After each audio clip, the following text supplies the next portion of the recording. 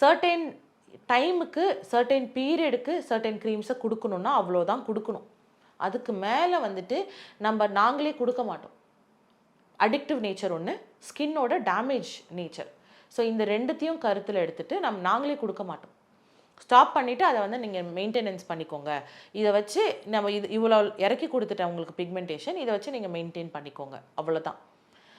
இதை வந்துட்டு லைஃப் கோலாக நான் ஒயிட்டன் ஆகணும் அப்படின்னு சொல்லிட்டு எடுக்கிறவங்க நிறைய பேர் தப்பு பண்ணுறது வந்து அதுக்கு அடிக்டிவாக ஆகிறது. சப்போஸ் அதை விடக்கூட முடியாது அவங்களால. இப்போ என்கிட்ட ஒரு பர்சன் வராங்கன்னா அவங்க அந்த க்ரீம் நைட் வரைக்கும் யூஸ் பண்ணியிருக்காங்கன்னா நீங்கள் போய் அதை விட்டுட்டு எனக்கு 1 மாதம் கழித்து வாங்க, நான் அப்புறமா நீங்கள் விட்டுட்டீங்கன்னா நான் ட்ரீட் பண்ணுறேன். கன்சல்டேஷன் ஃபீஸ் கூட வாங்க மாட்டேன். நீங்கள் போயிட்டு எனக்கு 1 மாதம் விட்டுட்டு வாங்க, நான் ஆரம்பிக்கிறேன். பிகாஸ் அது விடுவாங்களா இல்லையாங்கிறது எனக்கு தெரியணும். இப்போ நம்ம கொடுக்குற ட்ரீட்மெண்ட் எடுத்துகிட்டு அப்புறமா அந்த க்ரீமும் போட்டுட்டு இருந்தாங்கன்னா அப்புறமா எங்கே யார்கிட்ட போயிட்டு என்ன ஸ்கின் வந்துட்டு என்ன ஆகும்னு கூட தெரியாது. So this is the motive that I follow.